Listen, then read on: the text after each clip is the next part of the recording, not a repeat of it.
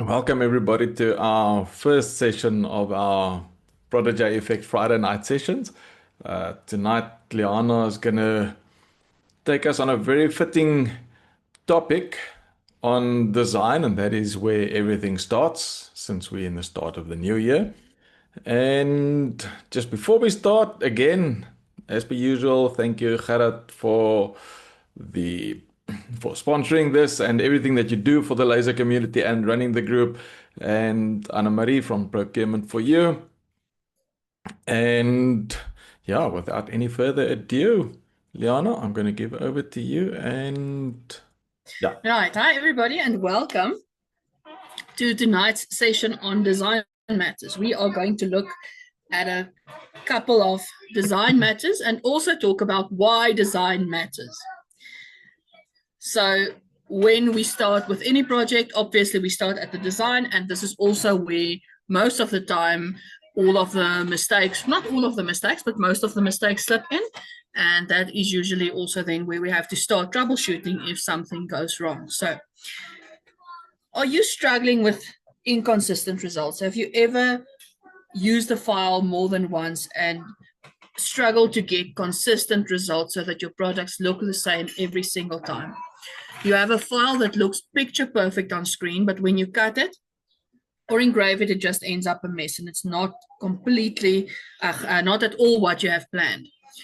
Do you then blame your frustration on the laser, or do you blame yourself? Maybe you are not using enough power. Maybe you are using too much power. Maybe it's going too fast, it's going too slow, but something is wrong and you can't figure out what. You keep experiencing issues such as unreadable engravings. Who's had engravings come out completely unreadable? Anybody? That's say we all have, ne? Burnt edges or charred edges, so that everything, when you're done, everything is black. Your hands, the piece, everything is just black. Burnt edges and also disappearing details.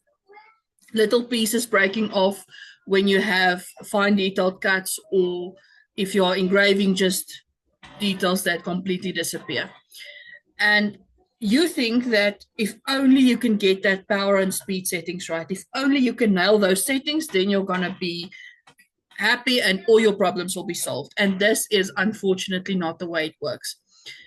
The truth is, the laser is just a tool and it's doing exactly as it's told. So the laser is not the creative one. The laser cannot do anything on its own. You tell it what to do and it does the job. So if you give good instructions, you're going to get a good result. If you give bad instructions, you're going to get a bad result. As the saying goes, it's garbage in, garbage out. So maybe it's time to stop blaming the machine and start looking at the real problem, which is the design itself. And tonight we are going to look at some of the most common design mistakes that I see before anything even hits the laser.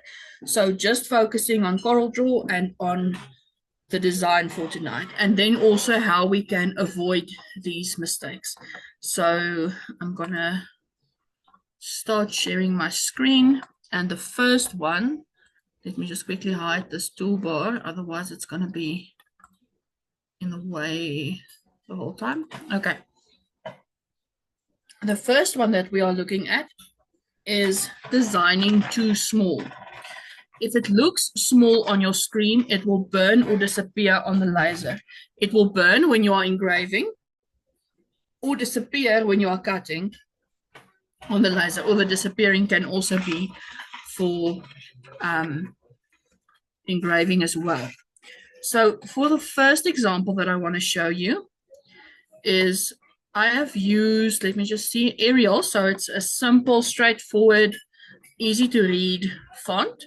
And I've done 72 font size of 72, 48, 36, 24, all the way down to 6. Now the 6 looks extremely tiny here, but if I zoom in, it looks fine. So it should engrave fine, right? Now, here is where the problem comes in. We are looking at this, let's see, Arial size, font size set to 6, and if you zoom in, it looks perfect and this will engrave nicely, right? But if you look at the zoom at the top here, it's on 600%. So this needs to be 600% smaller. And when I go down to 100%, you can see that that is now almost just like a little gray stripe there. You cannot read what is standing there, right? So something that I do just to help me, I guess it's supposed to be on 100%, but if I zoom to 100% and I draw a rectangle, a square, let's say we make that square 50 by 50 millimeters, right? Then I take my measuring tape and on the screen, I double check this, okay? And if I measure the side of the square with my measuring tape, it's just a little bit bigger than 5. So I'm going to adjust and I'm going to go to 98 and measure it again, or 97 and measure it again. And on my PC with my screen set up as it is, if I go down to 90, this little square is exactly 5 by 5, which means that whenever I want to see how big something will be on the laser, I go to zoom 90%. And then I can see exactly how big it's going to be on the laser, right? Now, since we are on 90% now, I can look at all of these text examples, and the smallest one, you can maybe go for the 8, but that's still very small and very thin lines there. So the smallest one that I'll go for is the font size 11, right? And that is also probably the smallest I ever go. What is the smallest font size that you guys use?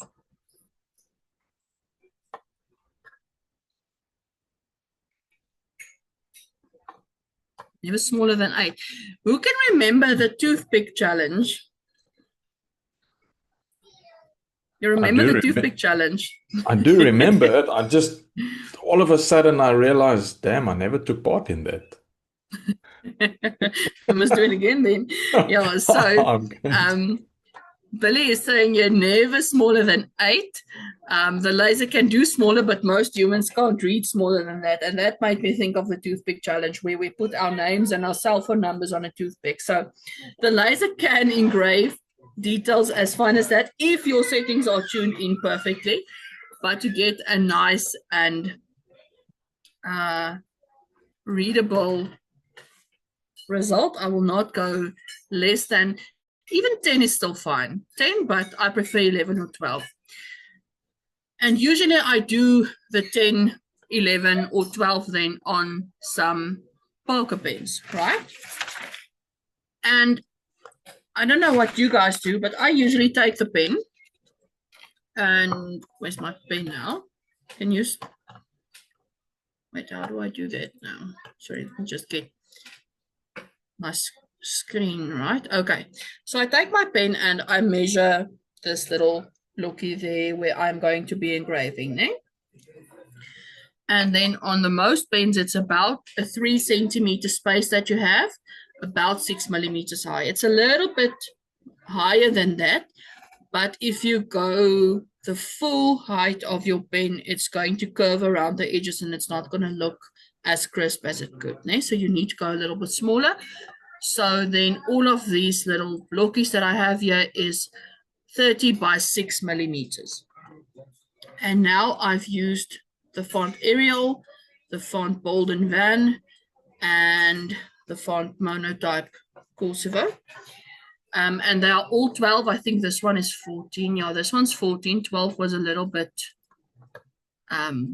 too fine there. So 14, so that they are comparable in size. And now if you look at this, the screen is actually lying to you because all 3 of those look like viable options, right?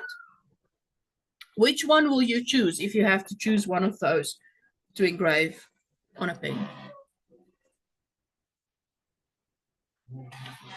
Does it matter, or can we choose left just one. anyone? I'll go with the left one. Ja, Hi, left one. Ivan.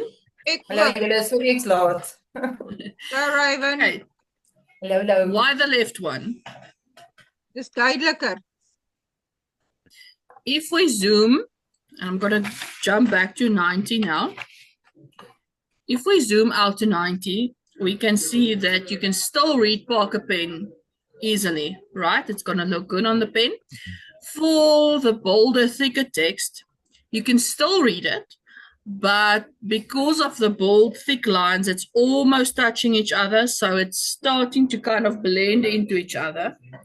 Whereas the finer font with all of these little curls and stuff, that one, all of the extra finer details are disappearing. So when you engrave that, you're probably going to be able to read Parker Pen, but some of your details are going to start disappearing and it's not going to look so good. So font size as well as font choice is very important. You can also compare this with a font such as, just going to think of the one I have that's very really. If we look at that one as well, if I have to choose between these two, I'll go with the monotype one. The lines are slightly thicker, right?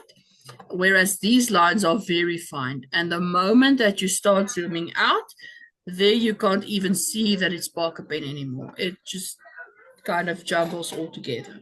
Okay. So font size important, choice of font also important. And then another thing, when you are designing something too small, is when we score versus engrave versus cut. So if we score any text, what we do is we just cut the outline, right? So if I go to 100%, I'm not going to go to 90 every time. On 100%, you'll still be able to see what I mean. So scoring text works great if the text is quite big. So like the first example here, the scoring is going to look great. It's nice and legible, and it will look professional. But the tinier the font gets, the weirder this becomes, right? So for tiny details, don't score. Also, when the details are tiny, or when the text that you want to engrave is tiny, usually we choose to score because we don't want the long engraving times. But on small bits of text, the engraving time and the scoring time is pretty much the same. So you have to decide what's going to look better. Scoring the text, or rather just engraving it. Which one looks better if you look at those two? Would you choose to score, or would you choose to engrave?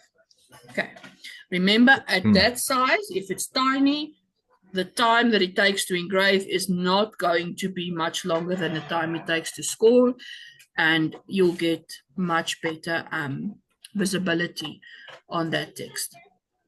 Then when we come to cut, obviously you're not going to go very small with cutting out text.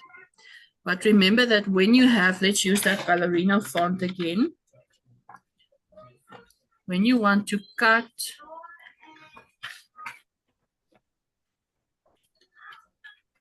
now, sorry, keyboard mishap here. Okay, right, this one. If I'm going to cut this at the size of my laser bed, which is about the size of my page, I make my CorelDRAW page and my bed size the same, so that I know exactly where the borders are that I can work with. So if I'm going to cut it at this size, it's going to work. it's going to be very fragile, so I'll probably put a contour around it. But when you cut, you have to look at these thin lines. These are very fragile, so it's going to break easily. So when cutting, even if it's very big letters, I'll still look for a font that has slightly thicker lines instead of this teeny tiny one there. Okay. Right, second mistake that we usually overlook is ignoring the curve. Now, have you ever heard of curve or used curve in your designs before? Who knows what curve is? Billy and Carlo, you are not allowed to answer this one. Ek sien vir jou. Anybody else? Do you guys know what curve is? Ek het vandag uitgevind deur Carlo. Okay, so basically, curve is, let me read the sentence on top there for you guys. Curve is the material that the laser removes while cutting. And designs that don't allow for it will never fit cleanly. So you'll always have this little bit of space. And if you don't know about curve, you're not going to understand where this is coming from. So you have your laser beam coming out of the laser. And that beam has a certain thickness, right? Also, if you pulse the laser and it makes a little dot on the wood, that the diameter of that little dot, of the laser dot, that is your curve, right? And that's going to be the amount of material that is removed when you cut through a piece of wood. So let's say I have this piece of wood, it's or piece of MDF, whatever, it's 10 centimeters by 4 centimeters. Okay, and I want to cut it exactly in half using my laser. Right. So then, if I can cut it exactly in half, I'm going to be left with 2 smaller blocks of exactly 5 by 4 centimeters. In theory, that's supposed to be what's happening. Sorry, excuse. Okay, so what actually happens is we have this laser beam and it's going to cut through the wood like this. And it's going to burn away all of the material where it's cutting, right? And it's burning away that material. So it's not like slicing something with a knife and you are just breaking the 2 pieces apart. You are literally burning a piece of the material away. So what you are going to end up with is 2 smaller blocks, but they won't be 5 by 4. They will be 48 point something by 40. And that specific difference that it will make, that is your curve. So the width of this line that's being burned away, that's your curve, right? So when let's say you want to have, you want to make a design where this little heart fits exactly into this circle, right? If you cut this, what you're going to end up with is something like this. So you have your cut line, and when you cut that, it's going to burn away material on either side of your cut line, right? And you will end up with, let me just make sure I've selected the right one now. You will end up with 2 cut out pieces looking like this, where the heart that you've cut out now has a teeny tiny bit of wiggle room there, right? If your laser is aligned properly and your focus is in, it's going to be a very small amount of wiggle room there. If you have a thicker laser beam, maybe your alignment is a little bit out, maybe your focus is out, then you're going to have more wiggle room. But these two pieces, even though they will fit into each other, it's not going to be a tight fit because some of the material there was burned away, right? It's not going to be a tight fit. So when you want to design something like this, you have to compensate for the curve. And the way you can do this is by cutting out your circle with the heart, and then separately next to that, cutting out the heart. But to the heart, you are going to be, let me just center this quickly. To this heart, you will be adding a very, very small contour, right? So an outside contour. And if we do about 1 millimeter on my example, this will depend on the curve of your laser, right? Then you are reducing the space there and you will have a tighter fit. Now, obviously, you're not going to do a little circle with a heart in it, but this will be very important if you are fitting pieces together, making sure that you have a tight fit. Any questions on curve? Very interesting. Ja. As 'n mens nou 'n boksie sny wat jy in mekaar moet sit. Partykeer is hy so tight jy kry dit nie in mekaar gesit nie, dan gebruik ek my rubber hammertjie om in mekaar te pak. Is dit wat jy dan daarmee bedoel? Dit is presies die topic van vanaand se session, ja. Ek nou nie. Yes. Dis presies wat sy bedoel, ja, so dit sal baie help, ja. Okay. Ja. I verstaan ek wat. Okay, right. So that is the second one. And then the third common mistake that also causes inconsistent results, bad burns, a lot of char, is using double lines. Because remember, the laser takes everything that you feed it literally, right? If you give the instructions, it's going to do exactly what your instructions tells it to do. 2 lines means 2 cuts, and 2 cuts means twice the burn. And when it goes over the same spot twice, you're going to get jarring, you're going to get blackened edges, and it's not going to look good. You only want a single cut everywhere, right?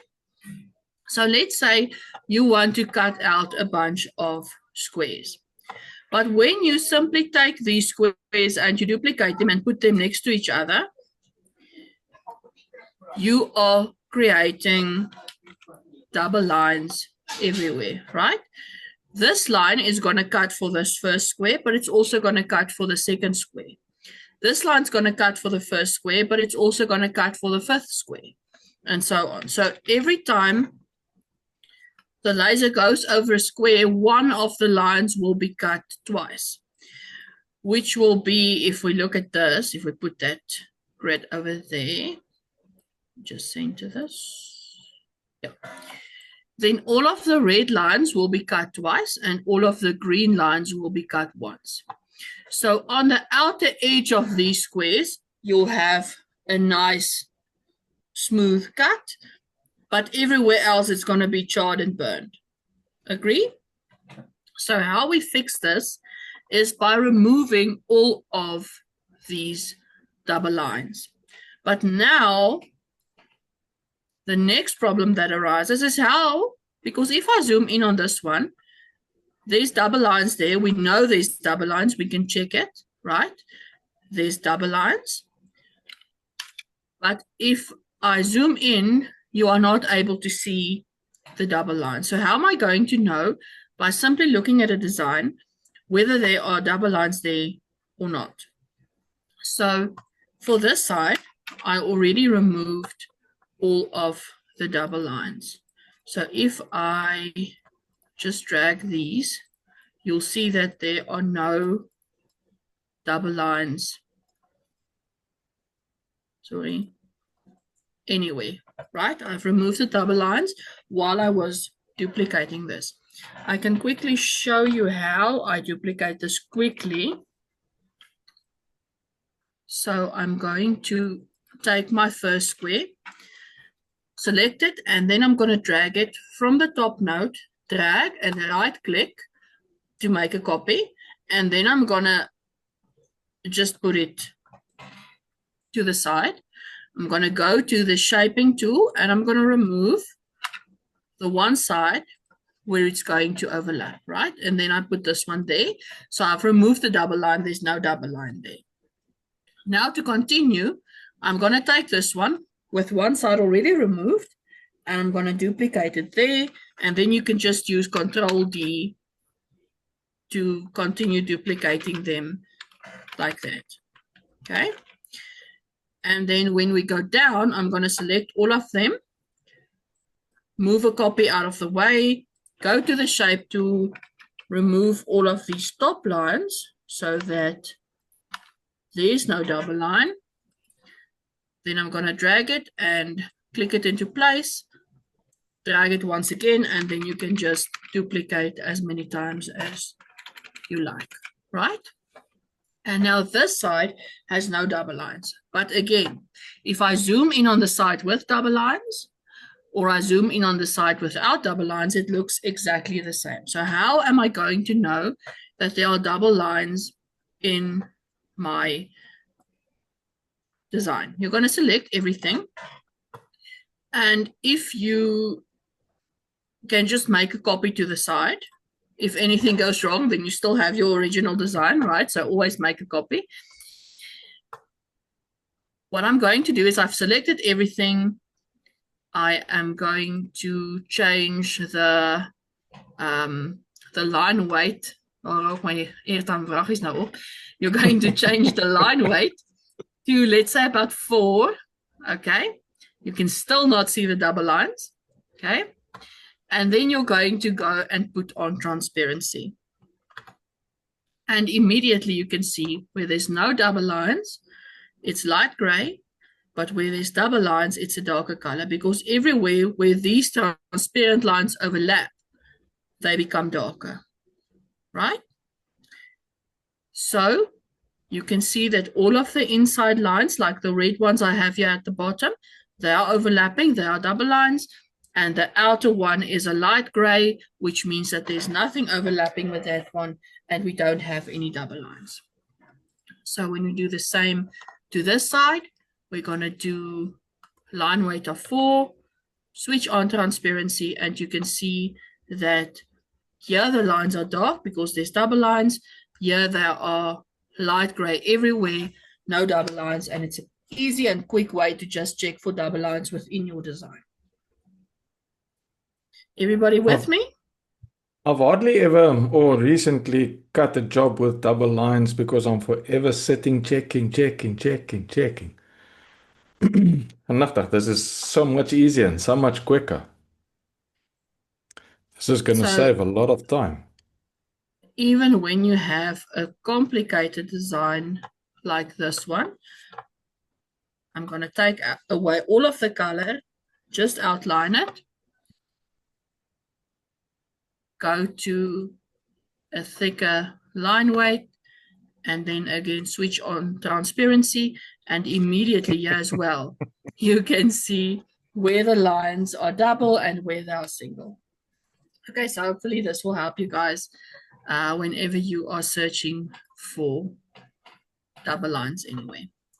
Okay, this will become part of our workflow, definitely. The fourth one, too many nodes. Messy vectors create messy cuts because the laser follows every unnecessary node. Again, the laser only does what it's told to do.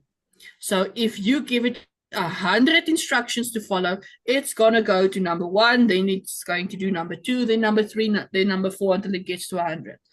But if you can get it to go from 1 to 100 in 5 steps, it will be better, right? And it will be less messy. So if you look at these two sets of surfboard shapes, which one will you cut and which one will you rather not touch? Just by looking at those shapes. Well, I have to see the nodes. Remember, the screen lies because those two images look pretty much the same, right? Mm-hmm. But if I go to the shape tool and go look at the nodes, just look at that mess. Okay. It's messy. There's a lot of notes in there. And if you go to some of the places where there's a lot of notes, you can actually see that it's kind of, look at this line as well. It's going like this. It's a bit wonky, right? And the laser is going to start somewhere. Let's say it's going to start over here.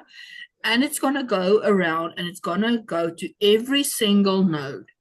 And if your nodes are going like this, then the cut's also going to go like that, right? And it's going to look terrible. Whereas if I go to this one, I have 1, 2, 3, 4 nodes. Same shape, only 4 nodes. So it is so, so, so important to clean up your nodes as you go along, especially when tracing images, because when you are tracing, you usually get images like this or objects like this, where you have lots of nodes. And now, just a couple of tips for cleaning up nodes. You can select all the nodes in the object. And if you check at the bottom here, it says it has 58 nodes, right? And then there's a button, reduce node. So you can go and click on that one, but it only reduced it to 50 nodes, okay? So it's better, but it's still not there. So a better way to reduce these nodes is to go to the smoothing tool. So shape tool, then select smooth and just go over your outline once. So I just, let's select this one. I just click, drag all the way around it, and that's it. Nee? So if I go back to the shape tool, then I now have, instead of 58 nodes, I have 10 nodes. Or instead of having 58 instructions that the laser has to follow, it only has 10 instructions. We all function better if we are given less instructions, right? More instructions will overwhelm you, and more instructions and more nodes will overwhelm your laser. So the less nodes you can send to the laser, the better. And then you won't get these wonky kind of cuts. Everything will be nice and smooth. Okay, so too many nodes. Please remember housekeeping on your nodes. Clean up those nodes.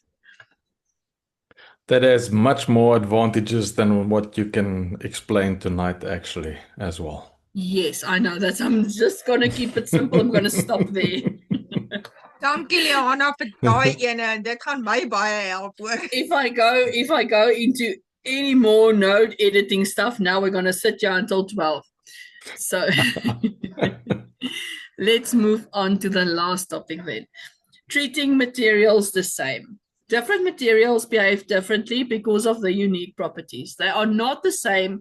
They are not going to cut the same. They're not going to engrave the same. And therefore, you should not design the same for different types of material. So when you start making your design, you must keep your material in mind and design around that, or design specifically for that type of material that you are going to use.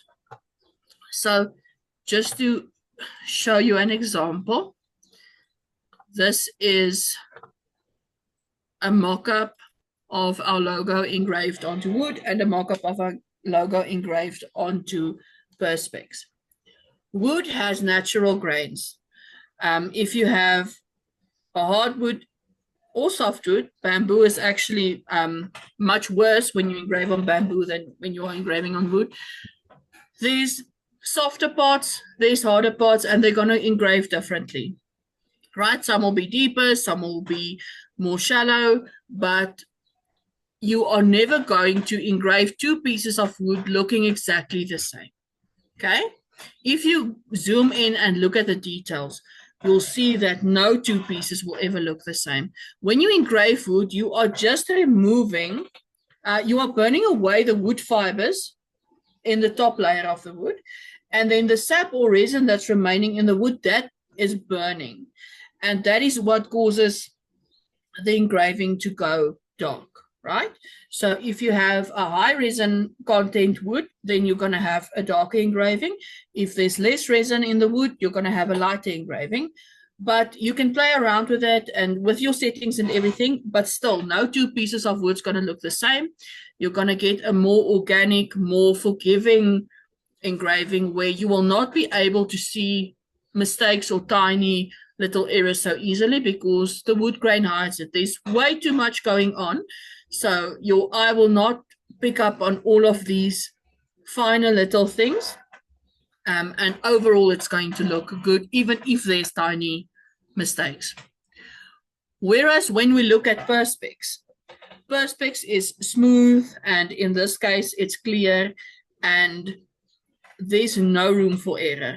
Any tiny mistake on the Perspex, there's nothing to hide it, because when you look at the Perspex, your eye immediately goes to all of these little details, right? There's nothing else. There's no grain or different patterns or anything to pull your eyes away from those mistakes.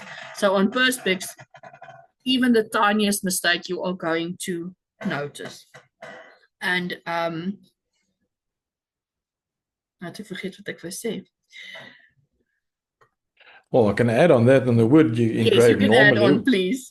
and when you engrave something like Perspex or glass, you can actually consider engraving from the back and engrave a mirror image. Yeah. Just off the top of my head. Yeah. So basically, different materials, different designs. For the wood, you can go with thicker lines, a nice and bold font, and it's not going to matter as much. Even the spacing of your design is not going to matter as much on wood like it would on Perspex. And then you can also go to Rowmark, you can go to ceramic, you can go to anything. Each and every type of material, because of the unique properties, will behave differently when you put them in the laser. So you also need to know your materials, know how they're going to behave, and then choose your design based on that. Make design choices that will look good on your preferred material. Okay. So we've seen now that most laser problems start with the design and not necessarily with your machine. Tiny text, double lines, messy nodes, ignoring the curve, and treating every material in the same way.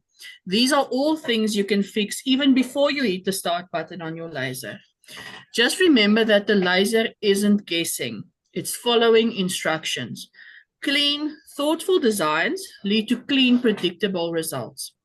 So before we go, I want to challenge all of you tonight. Take one of your old files this week, something that you designed way back at the very beginning of your laser journey. Look at your file and look for these mistakes. And there's many more mistakes than these 5 that I've mentioned tonight. And think about how you can improve on that. Then redesign that file with these tips in mind and just see the difference that it makes on your laser. I hope you all had a good time. I'm done. And Sure. remember, the problem is always between the chair and the keyboard.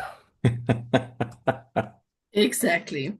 I must admit, the calibrating of your, and I'm using calibrating as a big word for something so small, but to find your zoom setting in Corel, which represents the actual size of the image, that is something which I think is such a cool idea. I've never done it. I've never thought about it. I always go and take a ruler and I put it next to the item which I take a picture of, and I bring that in and I go and resize it, and that's just not worth it. So that's really a cool idea, is to go and find the zoom setting that gives you the exact size. That's definitely something that I'll be doing. And there's another thing that I made a note of here that I want to say. Oh, when you spoke about the fonts, Liana, when scoring the text, I don't really like doing that at all. But when we do that, And I'm not sure if Coral Laser can do it, but most other softwares you have a minimum and a maximum setting for the laser. Does Coral have Coral Laser have that as well? Nope. So when you use any of the other machines and you do scoring of text, when you set the minimum power, it normally uses the minimum power in the corners and where the head stops and accelerates. So if you play around with that, depending on your machine and the power that you use, your line darkness or thickness, you can actually dial it in and get it the same throughout. If you don't do that, if you just use one power throughout, you'll find the corners and where it stops, it's dark, and on the longer, straighter parts, it's not as dark. So just something that you can look at there. Yeah, what I also thought, and probably off the topic, that when you give a client font choices, in the beginning, we used to ask the client, what font would you like? And they would come up with the most ridiculous things, which is almost not achievable. And throughout the years, we learned we don't ask them what font they want. We give them an option of two, maybe three. And it's much easier for them to say, I like that one or I like that one than to come up with something which is it's not going to work. And the last thing that I want to say, and I also thought about it as you were talking about it was the material that you use. Yes. Set up Yes, the material. a material settings library. If you use Lightburn, it has a built-in library where you can select your materials and you can save your settings. But if you don't use Lightburn, it's very advisable to create a library when you do something and you do a similar material, just to go back to that. But I saw in Yeah. Lightburn as well, you've got the option to, if there's duplicate lines, that it takes it away. Is it to a Lightburn? Lightburn does have that option. I actually had a look at it. RDWorks is supposed to have it as well, but I've never been very successful with that. I've actually tried it today as well. But I know Autolaser has it. I used Autolaser for quite a while, a couple of years, and it worked brilliantly, but not many people use that. And it's very much the same as RDWorks. But Lightburn, I believe, has it. K40 does not have that. No, K40 will not have it. I know Lightburn has a feature that if you do have open curves and you want to engrave, before you start engraving it, it'll actually show you the open curves. So you Oh, wow. won't. Yeah, and then you can actually delete them, or you can, if you have double lines, it'll show it as an open curve.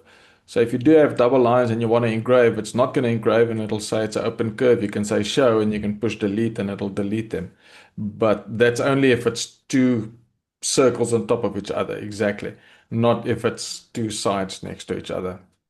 Okay, look, you guys, tonight you will win a website plus 1 year of free hosting from Carlo. That is quite exciting. So if you don't have a website for your business yet, you're going to have one soon. Very, very, very awesome. I just like it. Something Daar's nog different. steeds twee oranjes langs mekaar. Damn it, ek het dit nie gesien nie.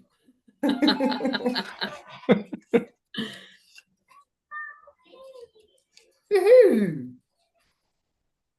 That's it. Yes. Oh, congratulations, Gary. That is so awesome. That was so close, Eric. Yes, I almost thought, I also thought that it was going to land onto that, on Eric's name. I must say, I Thanks must so, remove oh, this sorry. swap. Thanks so much, guys. Really appreciate it. That is really cool. Yeah. Gary, Right. do you have a domain, or are you using Gmail or some other mail for your business? I do have a domain at the moment. Well, you can either have another one or you can pay it forward. Okay, cool. Can I chat to you? Definitely. You don't need to decide Okay. right now. Awesome. Thank you so much. Second business, here we come. Yeah. Oh, yeah, that Yeah. sounds like a plan. Yeah.